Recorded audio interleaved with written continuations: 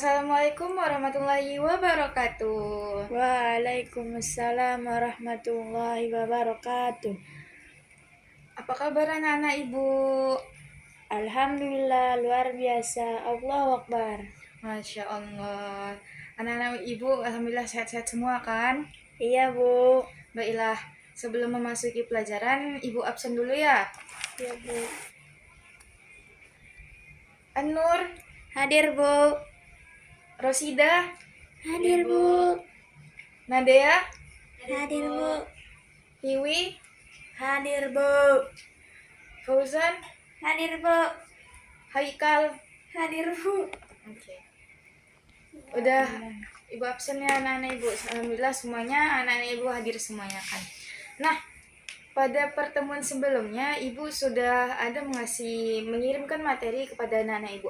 Apakah anak-anak ibu sudah membacanya? Sudah bu. Haikal sudah membaca materi yang ibu berikan, Haikal? Sudah bu. Fauzan bagaimana Fauzan? Apakah sudah dibaca materinya? Belum bu. Aduh, ada yang belum ya. Oke, yang. Baiklah anak-anak ibu akan menjelaskan tentang materi sholat. Yang pertama yaitu sejarah tentang diwajibkan sholat. Perintah tentang diwajibkannya mendirikan sholat tidak seperti Allah mewajibkan zakat dan lainnya. Perintah mendirikan sholat yaitu melalui suatu proses yang biasa yang dilaksanakan oleh Rasulullah SAW, yaitu melalui Isra dan Mi'raj, di mana proses ini tidak dapat dipahami hanya secara akal, melainkan harus secara keimanan. Sehingga dalam sejarah digambarkan setelahnya Nabi melaksanakan Isra dan Mi'raj, umat Islam ketika itu terbagi menjadi 3 golongan, yaitu yang pertama, yang setengah-setengah menolak kebenaran itu. Yang kedua, setengah larangan menolak kebenarannya. Yang ketiga, setengah-setengah dan yang yakin sekali kebenarannya. Dilihat dari proses yang sangat luar biasa, maka sholat merupakan kewajiban yang utama yang harus kita kerjakan sebagai umat muslim. Apakah anak-anak ibu mengerti tentang sejarah yang diwajibkan untuk sholat ini? Mengerti bu. Baiklah, selanjutnya ibu akan menjelaskan tentang apa itu pengertian sholat. Anak-anak ibu, adapun pengertian sholat secara etimologi, sholat berarti doa, dan secara terminologi istilah para ahli fikih mengartikan secara lahir dan hakiki. Secara halahiriah, sholat berarti beberapa ucapan dan perbuatan yang dimulai dengan takbir dan diakhiri dengan salam, yang dengannya kita beribadah kepada Allah menurut syarat-syarat yang telah ditentukan. Adapun secara hakikinya ialah berhadapan hati atau jiwa kepada Allah secara yang mendatangkan takut kepadanya, serta menumbuhkan di dalam jiwa rasa kebesarannya dan kesempurnaan kekuasaannya, atau mendekatkan hajat dan keperluan kita kepada Allah yang kita sembah, dan perkataan dan pekerjaan atau dengan kedua-duanya. Dalam pengertian lain, sholat salah satu sarana komunikasi kita antara hambanya kepada Tuhannya sebagai bentuk ibadah yang di dalamnya merupakan amalan yang tersusun dan beberapa perkataan dan perbuatan yang dimulai dengan takbiratul ihram dan diakhiri dengan salam, serta sesuai dengan syarat dan rukun yang telah ditentukan syara. Oke, itu pengertian dari sholat ya anak-anak ibu. Selanjutnya ibu akan menjelaskan syarat-syarat sholat. Yang pertama, syarat sholat yang paling utama dan pertama itu yaitu beragama Islam. Jika kita Islam, maka kita hendaklah untuk sholat. Ya, anak-anak ibu. Ya Bu. Yang kedua, sudah balik dan berakal. Yang ketiga, suci dari hadas. Yang keempat, suci seluruh anggota badan, pakaian, dan tempat. Yang kelima, menutup aurat bagi laki-laki dari pusat hingga lutut. Dan bagi perempuan seluruh anggota badan kecuali muka dan telapak tangan. Yang keenam, masuk waktu yang telah ditentukan untuk masing-masing sholat. Yang ketujuh, menghadap kiblat. Yang kedelapan, mengetahui mana yang rukun dan mana yang sunnah. Baiklah anak-anak ibu, apakah ada dari anak-anak ibu yang ingin bertanya? Tidak ada Bu. Baiklah, jika tidak ada, maka ibu akan melanjutkan yang berikutnya. Yang berikutnya yaitu rukun sholat. Apakah anak-anak ibu ada yang tahu rukun sholat? Belum tahu Bu. Baiklah anak-anak ibu, materi selanjutnya yaitu rukun sholat. Apakah dari anak-anak ibu ada yang mengetahui tentang rukun sholat? Belum tahu Bu. Baiklah, jika belum tahu ibu, maka ibu akan menjelaskan tentang rukun sholat. Rukun sholat yang pertama yaitu adalah niat. Niat kita yang didasari dari hati kita. Yang kedua, takbiratul ihram. Yang ketiga, berdiri tegak bagi yang mampu. Yang keempat, membaca surah Al-Fatihah pada setiap rakaatnya. Yang kelima, ruku dengan tu'maninah. Yang keenam, i'tidal dengan tu'maninah. Yang ketujuh, sujud dua kali dengan tu'maninah. Yang kedelapan, duduk di antara dua sujud.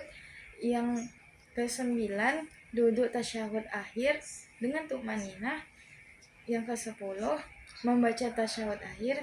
Yang kesebelas, membaca sholawat Nabi pada tasyahud akhir. Yang ke-12, membaca salam yang pertama. Yang ke-13, tertib. Baiklah anak-anak ibu, apakah ada dari anak-anak ibu yang ingin bertanya tentang rukun sholat? Tidak Bu. Baiklah, jika tidak ada, kita lanjut ke materi selanjutnya. Baiklah anak-anak ibu, materi selanjutnya yaitu sholat sunnah. Apakah dari anak-anak ibu ada yang mengetahui apa saja sholat sunnah itu?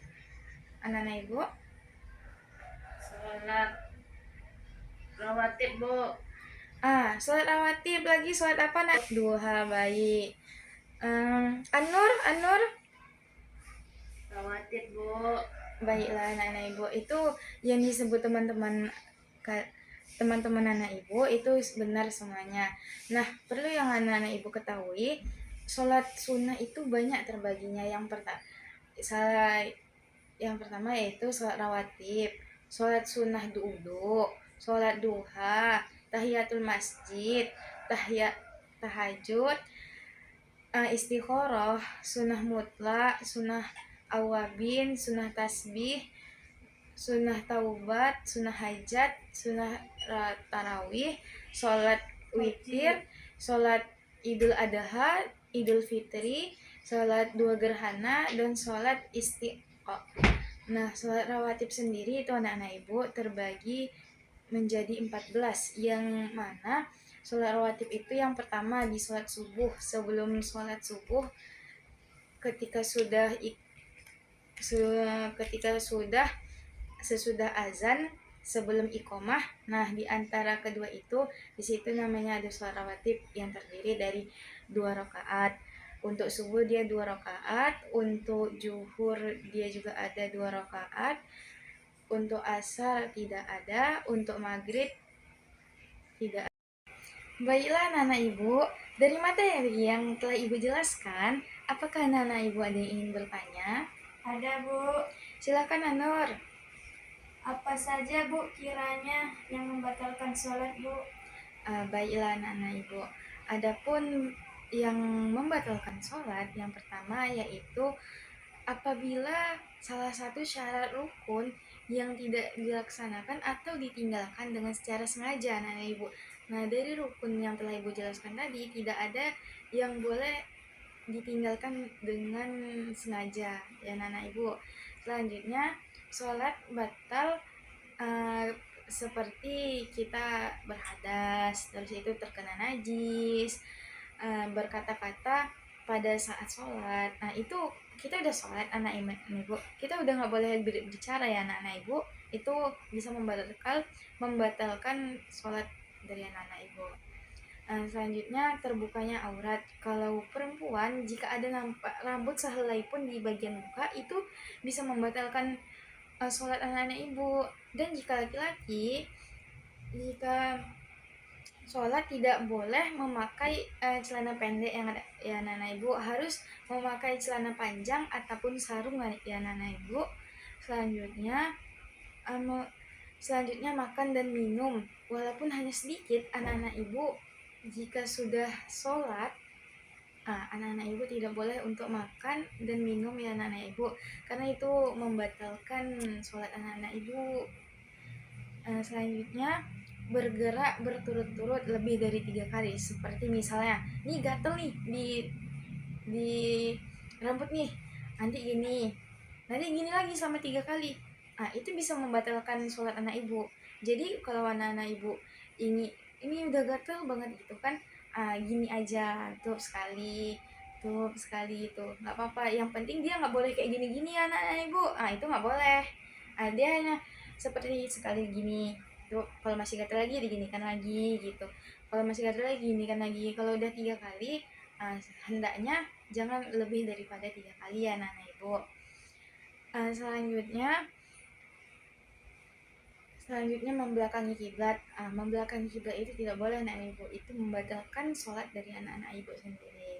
Selanjutnya, menambah ruku berupa menambah gerakan seperti ruku dan sujud, itu tidak boleh dilebihkan anak ibu.